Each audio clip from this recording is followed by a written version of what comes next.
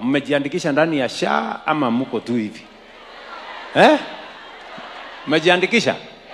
Hebu nione wale wamejiandikisha ndani ya SHA. Oh, bas, very good.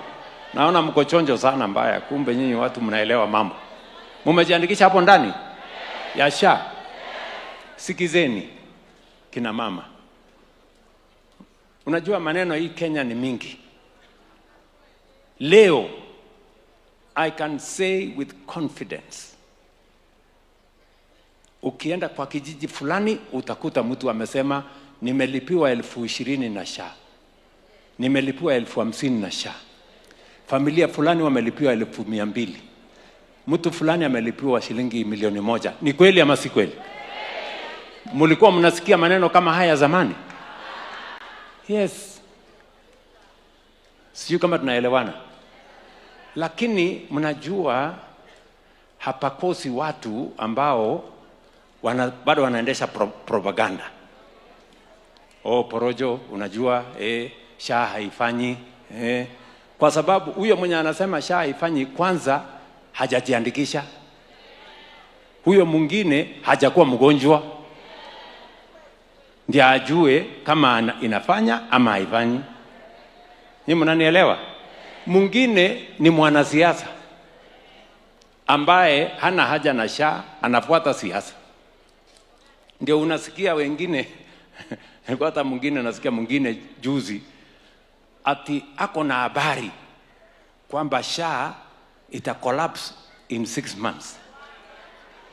Kwa sababu mimi ni rais, nikajaribu kuchunguza hii habari alitoa wapi. Nikagundua kumbe alienda akaongea na waganga na wachawi ndio wakamwambia hiyo.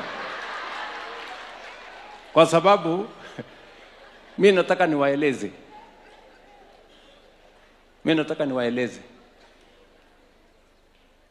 Hawa wanao wanatuambia hiyo porojo yao, sio porojo wameanza saa hizi, walianza zamani. Wao ndio walituambia ati Bomas imeuzwa kwa Waturuki. Leo Bomas inajengwa na itakamilika miezi 2-3 inayokuja. Wakatuambia ya kwamba barabara ya Mau Summit kutoka hapa Rironi ati hata wheelbarrow hawajaona, hakuna kitu inaendelea. Hiyo Mau Summit, barabara hiyo, kama kuna watu walitoka kule mulipitia hapo, muliona inaendelea ama iendelee? Si inajengwa? Msikuwe na wasiwasi. Hawa watu wa porojo na propaganda tutawaaibisha na ukweli, na tutawaaibisha na matokeo. Nyinyi mnanielewa? Tumelipa the highest amount paid by any social security in the Republic of Kenya using SHA. Kwa hivyo hawa wengine ni watu wanaongea na wachawi na waganga, wanaenda kuambia huko msituni. Lakini the facts are stubborn. Families, every day, SHA is paying for families. SHA is paying for individuals every day. There are witnesses across Kenya. And we can only become better. Sasa walimu wote wako ndani ya SHA.